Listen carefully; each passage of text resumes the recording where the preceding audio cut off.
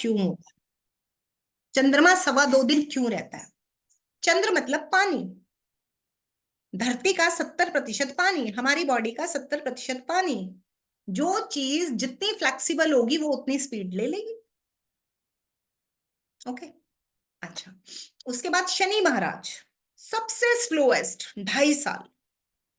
शने शने संस्कृत में भी शब्द बना है, धीरे धीरे, स्लो मूविंग प्लेनेट। ओके, वैसे भी याद रखना, थोड़ा सा सोचोगे अगर, दास है, नौकरी पेशा आदमी है, नौकरी पेशा आदमी कितना भी तेज क्यों ना हो, बार बार बॉस के हिसाब से चल करके कहता है यार मेरे को क्या फायदा हो रहा है, फिर भी डांट पड़ती है।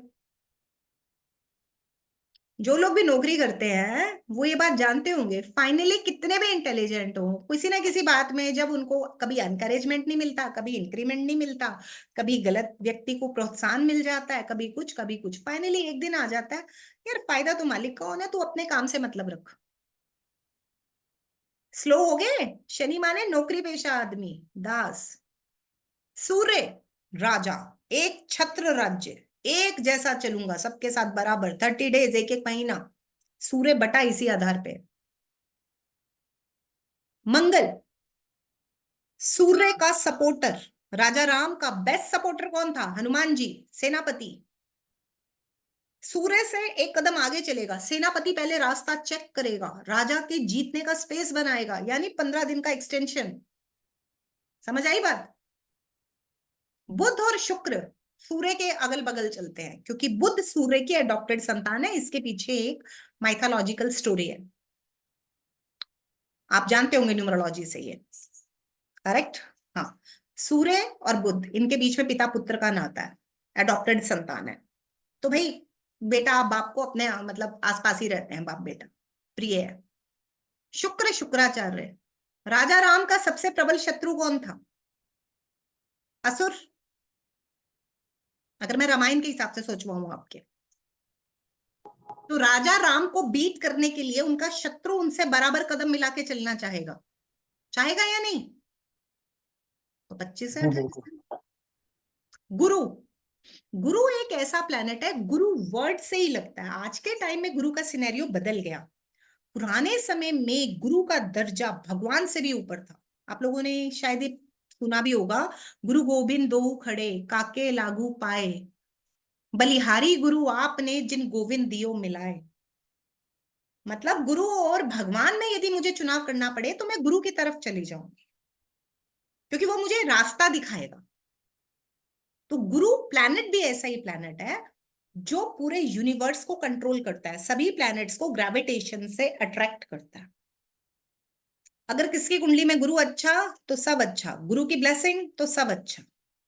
ओके, तो इसको यूनिवर्सल 1 साल दे दिया अप्रॉक्स, 12 महीने है, यानी पूरा एक ऑर्बिट पकड़ ले, 12 की 12 राशियां। ओके, अब नेक्स्ट कौन बचा? हो गए सब, मेन तो हो गए। राहु केतु का यूनिवर्सल 1.5 साल है भाई, उनका तो राक्षसों की टीम का जो भी होगा, उन्होंने सोचा कि ना स्लो चलते हैं ना ज्यादा फास्ट चलते हैं, और चलते भी उल्टा है। अभी ये भी अगला स्टेप आएगा। ये आपने पूछा तो मैंने थोड़ा सा दिमाग लगा के सिंपल वे में आपको बता दिया, कभी सोचा नहीं था इस तरह। आवश्यकता आविष्कार की जननी है। ठीक है, चलिए, एनीवेज। अब तो ये इनका रोटेशन है, अब आपको इसका एक एग्जांपल देती हूँ। मकर संक्रांति के नाम से हर व्यक्ति परिचित है ना? सबने सुना है मकर संक्रांति हर धर्म में आती है, 14 या 15 जनवरी को हर साल आती है। ओके, और सूर्य एक राशि में 30 दिन रहते हैं। संक्रांति का मतलब होता है सूर्य का राशि परिवर्तन। संक्रांति का क्या मतलब होता है? सूर्य का राशि परिवर्तन। ये एक त्योहार है, जैसे दिवाली होती है, राम जी वापस आए थे, वैसे ही संक्रांति एक त्योहार है, सूर्य अपनी राशि बदलते हैं जिस दिन संक्रांत या संग्रांत बोलते हैं लोग। तो मकर संक्रांति का मतलब मकर राशि में आए थे। अब मकर राशि में कितने दिन रहना है? 30 डेज, क्योंकि उनको अलाउड है 30 डेज रहना। तो 14 जनवरी से 14 फरवरी रहे मकर में, फिर चले गए कुंभ में, फिर 14 फरवरी से 14 मार्च तक कहाँ रहे? कुंभ में। 14 मार्च को किस में आ गए? मीन में, सीरियल ऑर्डर। फिर 14 अप्रैल को किस में आ गए? मेष में। 14 मई को किसमें आ गए? वृषभ। 14 जून मिथुन। 14 जुलाई कर्क। 14 अगस्त सिंह। 14 सितंबर कन्या। 14 अक्टूबर तुला। 14 नवंबर वृश्चिक। 14 दिसंबर धनु। और 14 जनवरी को फिर से घूम के मकर।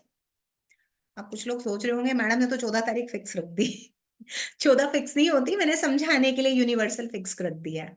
मैं आपको एक एग्जांपल दे रही हूँ, कोई फर्क नहीं पड़ता है। 13 तारीख को 15 तारीख को पंचांग आपको बता देगा। आपको वो वाला पंडित नहीं बनना है, आपको कैलकुलेशन करने वाला पंडित बनना है, कैलकुलेटर वाला। ओके, ये समझना है कि कैसे राशि परिवर्तन होता है। ऐसे ही चंद्र सवा दो दिन में करता है, ऐसे ही मंगल 45 दिन में करता है, ऐसे ही बुध 28 दिन में करता है। Okay, got that? क्लियर यहां तक? अब जो जिसकी राशि में जाता है वैसा परिणाम आता है। अब थोड़ा सा इसको भी समझ लेते हैं। देखो, जैसा मैंने आप लोगों को बोला कि सूर्य राजा राम, अब राजा राम गए मेष राशि में। राजा राम कहाँ गए? मेष राशि में। अब इसको मैं आपको थोड़ा सा और भी तरीके से समझाती हूँ, थोड़ा और इजी कर देते हैं इसको। अभी भी कई लोगों का दिमाग नहीं चलेगा।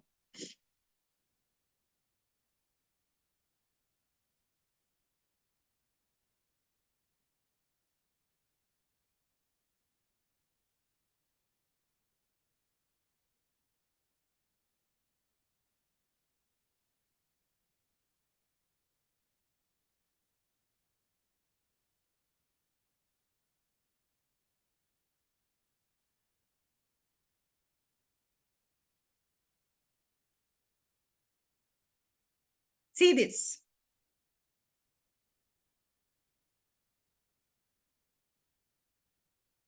सूर्य पहुंचे मेष राशि में,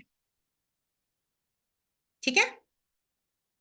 मेष राशि का मालिक कौन है? कौन है भाई मेष राशि का मालिक? मंगल। मंगल। मंगल। मंगल कौन है? सेनापति, हनुमान जी। और सूर्य कौन है? राजा राम। सूर्य राजा राम है कि नहीं है? अभी बताया था। यस, तो राजा राम अगर हनुमान के घर पहुंचेंगे, पावर बढ़ेगी या घटेगी? बढ़ेगी। बढ़ेगी। कंफर्टेबल हो गया। अब सूर्य पहुंचे वृषभ राशि में। किसकी राशि है वो? शुक्र। शुक्र की। शुक्र शुक्र कौन की। है? शुक्राचार्य। शुक्राचार्य।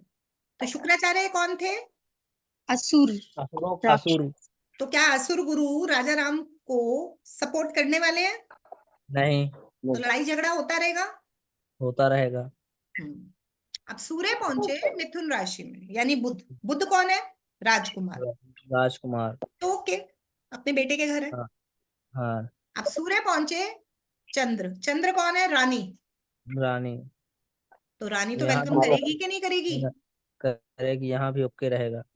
अब सूर्य पहुंचे अपनी राशि में, सिंह राशि में। राजा है अपने घर में तो। अब वेरी सूर्य पहुंचे कंफर्टेबल। कन्या राशि में, फिर राजकुमार के घर।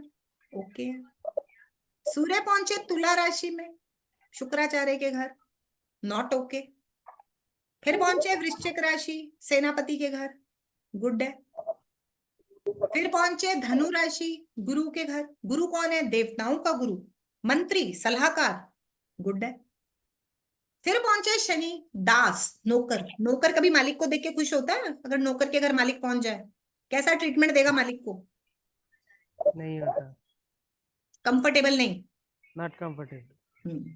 ऐसे ही कुंभ का मालिक भी शनि है, मीन का मालिक गुरु है। करेक्ट। तो इस तरह से आपके इम्पैक्ट आते हैं। जो जो ग्रह जिस राशि में जाता है वैसे वैसे उसका पावर हो जाता है। क्लियर होगी यहां तक बात? क्लियर है ठीक मैडम। है। अब दूसरा तरीका, ग्रहों की चाल। दूसरी बात है आपकी ग्रहों की चाल।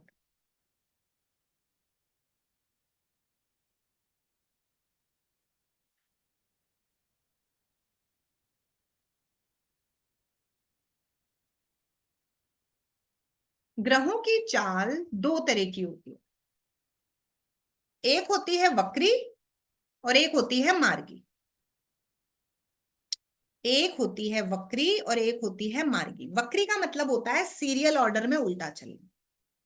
मतलब अब इंसान सीधा चलता है, पहली से दूसरी राशि, ग्रह भी ऐसी चलेगा, दूसरी से तीसरी, तीसरी से चौथी, चौथी से पांचवी। ओके, तो इसको बोलेंगे मार्गी चाल। अगर ग्रह उल्टा चलता है सीरियल ऑर्डर में, 12वीं से 11वीं, 11वीं से 10वीं, 10वीं से 9वीं, 9वीं से 8वीं, तो इसको क्या बोलते हैं? ग्रहों की वक्री चाल। समझ में आई बात? समझ में आई? ग्रहों यस मैम। की चाल दो तरह की है, नंबर मार्गी 1 वक्री, नंबर 2 मार्गी। वक्री मतलब सीरियल ऑर्डर में उल्टा चलना, और मार्गी मतलब सीरियल ऑर्डर में सीधा चलना। राहु केतु हमेशा उल्टे चलते हैं, हमेशा, क्योंकि वो हमारी टीम के हैं ही नहीं, उनके जीने का ढंग अलग है। हमेशा उल्टे मतलब मीन से कुंभ में, कुंभ से मकर में, मकर से धनु में, यानी सीरियल ऑर्डर में उल्टे। और सूर्य चंद्र राजा और रानी हमेशा सीधे चलते हैं। ठीक है जी, हमेशा क्या चलते हैं? सीधे चलते हैं मैम। सीधे चलते हैं। बीच के 5 ग्रह बच गए, मंगल बुध गुरु शुक्र शनि। ये कभी सीधे चलते हैं, कभी उल्टे चलते हैं। अभी के लिए इतना ही समझ लीजिए। ओके, अब दिखाई कैसे देते हैं, सवाल ये पैदा होता है कि आपको कैसे पता चले आपकी कुंडली में कोई ग्रह वक्री है या मार्गी है ना? तो अब इसको थोड़ा सा पहचानते हैं।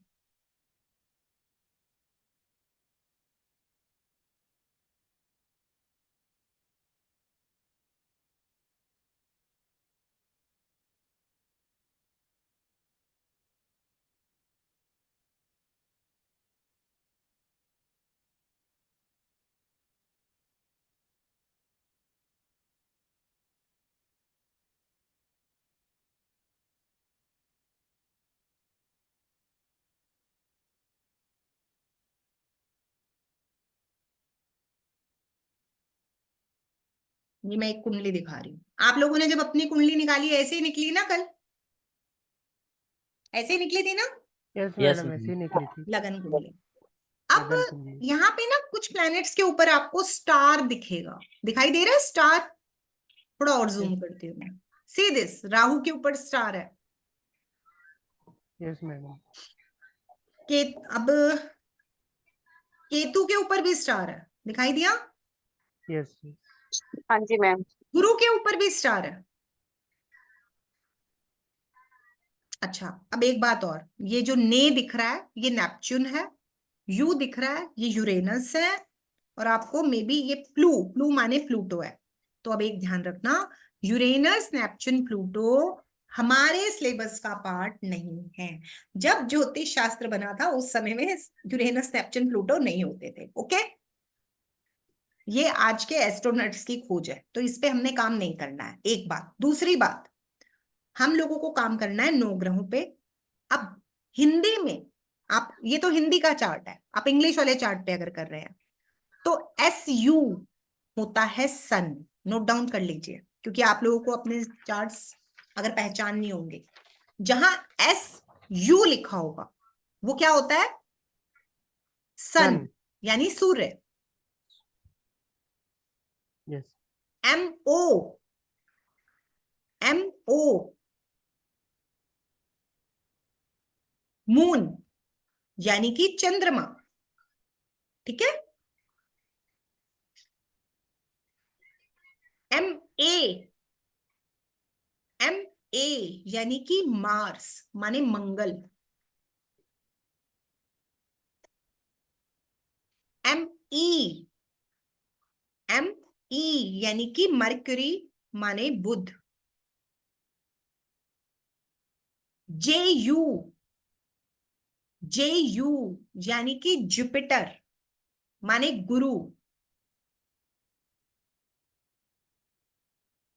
VE यानी कि वीनस मतलब शुक्र। RA यानी कि राहु। KE यानी कि केतु। ओके, हो गए। अब मैंने अभी आपको दिखाया था चार्ट, अब आपको जिस भी ग्रह के ऊपर ये स्टार दिखाई देगा, जिस भी ग्रह के ऊपर ये स्टार दिखाई देगा ये ग्रह वक्री होगा। सिर्फ स्टार पे फोकस करना। देखो नीचे ना ऐसा भी लिखा रहेगा, लाइक ये ब्लॉक को वर्गोत्तम कहते हैं, एरो को अस्त कहते हैं। इसको नहीं देखना है, ये हमारे लिए जरूरी नहीं है। ये बाद में, ये इतना मतलब हमारे कैलकुलेटेड मेथड में इसकी कोई जरूरत नहीं है।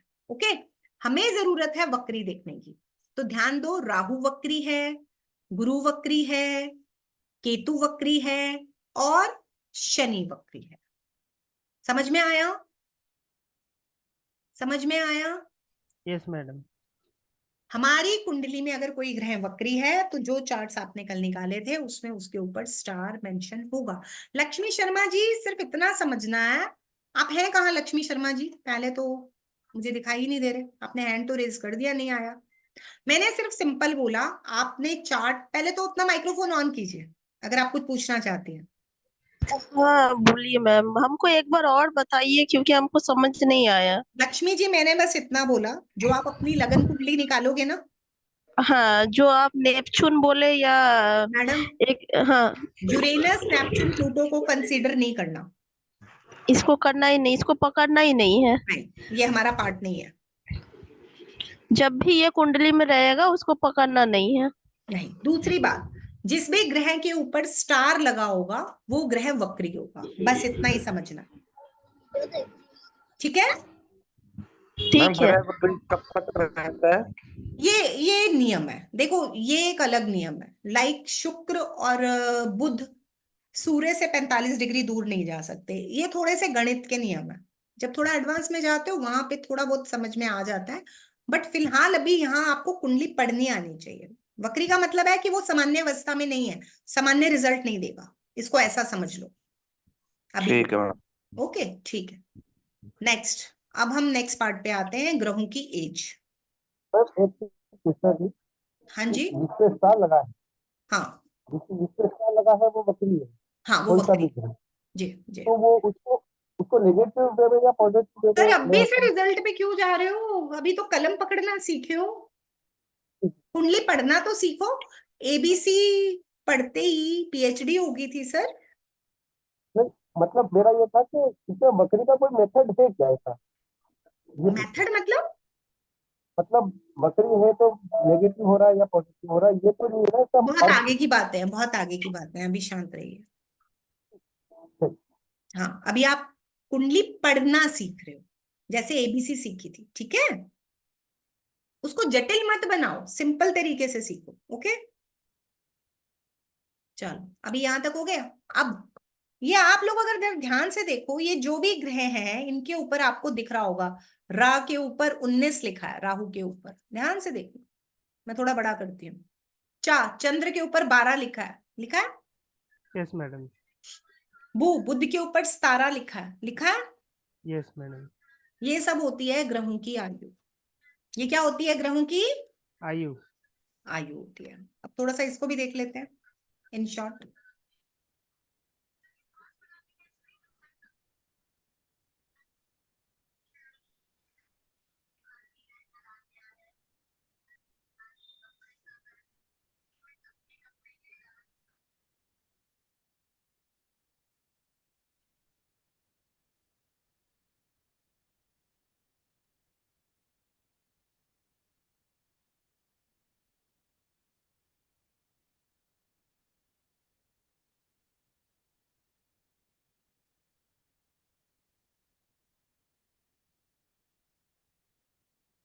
ग्रहों की आयु 0 से 30 डिग्री के बीच में होती है। ग्रहों की आयु क्या होती है? 0 से 30। मतलब एक राशि में ग्रह जब चलेगा तो टोटल कितना चलेगा? 30 डिग्री। ऐसा मान लो 30 किलोमीटर चलेगा। मतलब हर राशि, हर घर में कितना चलना पड़ता है? 30 कदम। जीरो। समझ में आ गई बात? ठीक है। अब ये 30 कदम के अंदर भी आयु की स्टेजेस होती हैं, जैसे हमारी आयु की होती हैं। 5 स्टेजेस। 0 से 6, अगर 30 को 5 हिस्सों में डिवाइड करो तो क्या होगा? 0 से 6 डिग्री का चाइल्ड एज का होगा, 6 से 12 डिग्री का क्या होगा? टीन एज का होगा, 12 से 18 डिग्री का क्या होगा? यंग एज का होगा, 18 से 24 का क्या होगा? मैच्योर एज का होगा। 24 से 30 का क्या होगा? ओल्ड एज का होगा। उसके बाद रिटायरमेंट हो जाएगी, चलो अगले घर में। समझ में आई बात? यस ठीक है। मैडम। यस तो मैडम। ग्रहों की एज होती है एक घर में। जैसे कि सूर्य ने 30 दिन चलना है, तो वो 30 दिन में कितने डिग्री चलेंगे एक घर में? मतलब 30 दिन में 30 डिग्री चलेंगे। मंगल ने 45 दिन चलना है एक घर में, तो 45 दिन में कितना चलेंगे? 45 30 डिग्री। ये फिक्स है। 30 डिग्री फिक्स। एक घर का डायमीटर, इसको ऐसा मान लो जैसे मैं 12 घर बना रही हूँ कुंडली के, अभी देखना। ये जैसे हमने 12 घर बनाए थे, ओके। ये जो 12 घर बने थे, ये स्टेप 4 पे, तो हर घर 30 डिग्री का है। यहां पे एंटर हुए, अब 30 कदम चलो, दूसरे में पहुंच जाओ, फिर 30 कदम चलो, फिर तीसरे में पहुंच जाओ, फिर 30 कदम चलो, चौथे में पहुंच जाओ। अब जो जिसकी स्पीड है उसी स्पीड से चलेगा। देखो, सपोज मैं साइकिल में जा रही हूँ, ग्रहों को ऐसा मान लो, एक ग्रह साइकिल है, एक गाड़ी है, एक बुलेट है, एक रॉकेट है। जो जिस स्पीड से चलेगा उस स्पीड से पहुंच जाएगा। किलोमीटर थोड़ी ना बदल जाएंगे, मोड बदलने से बदल जाएंगे क्या? आप सुपर ट्रेन है, आप राजधानी एक्सप्रेस ले रहे हो या लोकल ट्रेन ले रहे हो, डिस्टेंस तो बराबर ही रहने वाला है ना। Yes madam. एग्जैक्टली जैसा डिस्टेंस इक्वल है, स्पीड के हिसाब से टाइम ज्यादा कम हो जाएगा। वो आपको फिक्स फॉर्मूला दिया है, इसकी आपको कोई जरूरत नहीं है, but just for general knowledge आपको समझना क्या है। अब ग्रहों की आयु के हिसाब से भी बल होता है। मैंने आपको बताया ना, बाल्यावस्था है, किशोरावस्था है। जैसे यंग एज में हम सब पावरफुल होते हैं, ग्रह भी पावरफुल होता है। ओके, ये था ग्रहों का बल। हमें इसकी जरूरत नहीं है। अब कुंडली पढ़नी तो तुम्हें, अब मेरे ख्याल से कुंडली पढ़नी तो थोड़ी बहुत आ जानी चाहिए। अभी आप लोगों को पीछे के नंबर्स अवॉइड करने हैं। मैं आप लोगों को एक कुंडली दिखाती हूँ, इसको ध्यान से देखो। ये कुंडली का पहला घर है, जहां ला लिखा होता है ना, लगन। ला, लगन माने फर्स्ट हाउस है, ओके। ये पीछे का जो नंबर है ना, ये राशि का नंबर है। ये क्या नंबर है? राशि का नंबर। राशि का नंबर है। ये कैसे बदलता है ये भी मैं बता दूंगी, लेकिन अभी उस पर दिमाग लगाने की जरूरत नहीं है। अभी सिर्फ इतना देखो, पहले घर में कौन बैठा है? मंगल। मंगल कितने डिग्री का बैठा है? 0 मैम डिग्री। ये 0 डिग्री का है। बिल्कुल। दूसरे घर में, अब 3 के आगे तो 4 ही लिखा जाता है, इतना तो समझ ही जाओगे, दूसरा घर है। Yes ma'am. अब दूसरे घर में 4 मतलब कर्क राशि, सीरियल ऑर्डर में। वहां कौन बैठा है? चंद्रमा। चंद्रमा कितने डिग्री का बैठा है? 12। 12। तीसरे घर में कोई ग्रह नहीं है, केवल सिंह राशि है। चौथे घर में बुध कन्या राशि, कौन बैठा है? बुध। कितने डिग्री का? 17। 17। पांचवा घर आ गया। पांचवें घर में कौन बैठा है? सूर्य 1 डिग्री का, केतु 19 डिग्री का। 19 मतलब 19 डिग्री का भी और वक्री भी, स्टार है ना। और शुक्र कितने डिग्री का? 0 डिग्री। 0 डिग्री। छठे घर में कौन बैठा है? कोई कोई भी नहीं। नहीं बैठा, राशि है खाली। सातवें घर में कौन बैठा है? कोई भी नहीं बैठा, धनु राशि है। धनु राशि। आठवें घर में कौन बैठा है? मकर राशि में शनि, शनि वक्री होके, स्टार है ना, वक्री। और 24 डिग्री पे। नवें घर में कौन बैठा है? कोई नहीं। कुंभ राशि, राशि तो रहेगी। 10वें घर में मीन राशि, और गुरु कितने डिग्री का? 6 6 डिग्री डिग्री का। वक्री का। 11वें घर में मेष राशि, राहु 19 डिग्री का और 19 डिग्री। 12वें घर में वृश्चिक राशि। वृश्चिक राशि। समझ में आया यहाँ तक? कुंडली पढ़नी समझ आई? Yes ma'am. Yes ma'am. कुंडली पढ़नी समझ आई? आ गई। जी मैम। जी। 2 Yes, दिन में ma'am. कौन कौन कुंडली पढ़ना सीखा? मैडम वो एरो Yes, मार्क जो ma'am. आ रहा है उसमें क्या है? देखिए, अभी समझ सिर्फ नहीं आ रहा मैम। सब्जेक्ट के रिलेटेड पढ़िए। अब Okay. अगर आप सोचोगे कि A to Z चीजें आपको समझ में आ जाएंगी, उसकी जरूरत नहीं है। आपको सिर्फ इतना ही समझना है कि वक्री हाँ। कौन सा है। ग्रहों की आयु के लिए 3 चीजें सफिशिएंट है। Okay. मैं आपसे एक सवाल पूछती हूँ, आप कैलकुलेटर में जाकर के कभी चेक करते हो पीछे बैकग्राउंड के फॉर्मूले कैसे बने हैं? नहीं नहीं मैडम। तो अभी यहाँ मत दिमाग लगाओ, ये कैलकुलेटेड है। ओके। जानने की जिज्ञासा होना अच्छी बात है, लेकिन जिज्ञासा पूरी करने के लिए समय भी देना पड़ता है। समय सही देने बात के लिए रेडी हो तो सब सीखोगे। दे दे। विक्की जी, दिलीप हाँ रावल जी। जी, आपके बैकग्राउंड से बहुत आवाजें आ रही है, माइक्रोफोन बंद कर लीजिए कृपया। ठीक है, अब नेक्स्ट पे आते हैं। यहाँ तक क्लियर हो गया? क्लियर है यहाँ तक सबको? Yes ma'am. कुंडली पढ़नी आई सबको या नहीं आई? यस जी मैम। कितने लोगों जी। को? जवाब तो 3-4 के आ रहे हैं जी क्लास में, नहीं 6 लोग ओके मैडम आ गई, आ रही है, समझ आ रही है। ठीक आ है। गई मैम, समझ में आ गई। अब हमने प्रेडिक्शन करनी है। अब हमारा प्रेडिक्शन का पार्ट शुरू होता है। आज इसे शुरू कर लेते हैं थोड़ा सा। सबकी कुंडली में किसी ना किसी घर में सूर्य तो होगा, होगा कि नहीं? जरूर। हम आधार लेंगे काल पुरुष की कुंडली को। काल पुरुष की कुंडली क्या होती है थोड़ा सा मैं आपको बता देती हूँ।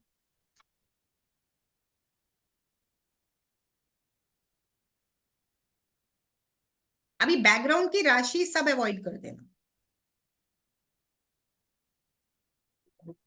अभी हम लेंगे सिर्फ काल पुरुष की कुंडली। काल पुरुष का मतलब होता है काल, काल का मतलब समझते हो हिंदी में? समय। समय समय। और पुरुष मतलब यूनिवर्सल, एक पर्सन मान लिया हमने। देखो हमारे समाज में ऐसा ही बोला जाता है, मतलब like as a person assume करो, मतलब जो भी मान्यताएं बनती हैं, जो भी सूत्र बनते हैं, वैसे ही वो एक पुरुष पे सूत्र बना सबके लिए यूनिवर्सल। काल पुरुष का मतलब है ऐसी एक कुंडली जो हर कुंडली का आधार है, हर कुंडली की नींव है। सारी सारी दुनिया की कुंडली के जितने भी लोगों की कुंडली बनती है, उस कुंडली का बेस है, आधार है। जैसे कि हम सबके घर जमीन पे ही बनते हैं, हवा में नहीं बनते। करेक्ट? अब हमारे घरों की जो नींव है कहाँ खुदती है? जमीन पर, धरती पर। तो वैसे जी ही काल पुरुष की कुंडली बोली जाती है मेष लगन की कुंडली। मेष लगन की कुंडली का मतलब होता है, फर्स्ट हाउस को हमेशा लगन कहा जाता है। पहले आप एक कुंडली का निर्माण कीजिए। कुंडली के पहले घर में पहला नंबर, दूसरे घर में दूसरा नंबर, तीसरे घर में तीसरा नंबर, चौथे घर में चौथा नंबर, पांचवें घर में पांचवा नंबर, छठे घर में छठा नंबर, सातवें घर में सातवां नंबर, आठवें घर में आठवां नंबर, नवें घर में नवा, 10वें में 10वां, 11वें में 11वां और 12वें में 12वां। 12वां। ओके, अब यहां पर सीरियल ऑर्डर में राशियां भी लिख दीजिए। पहली में मेष, दूसरी में वृषभ, तीसरी में मिथुन, चौथी में कर्क, पांचवी में सिंह, छठी में कन्या, सातवीं में तुला, आठवें में वृश्चिक, नौवें में धनु, 10वें में मकर, 11वें में कुंभ और 12वें में मीन। सीरियल ऑर्डर में, यूनिवर्सल चार्ट, सभी चार्ट्स का आधार। अंडरस्टैंड किया मेरी बात को?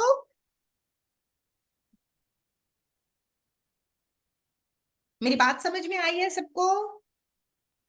Yes madam. हाँ जी हाँ जी। आ गई। तो ये चार्ट बना लीजिए।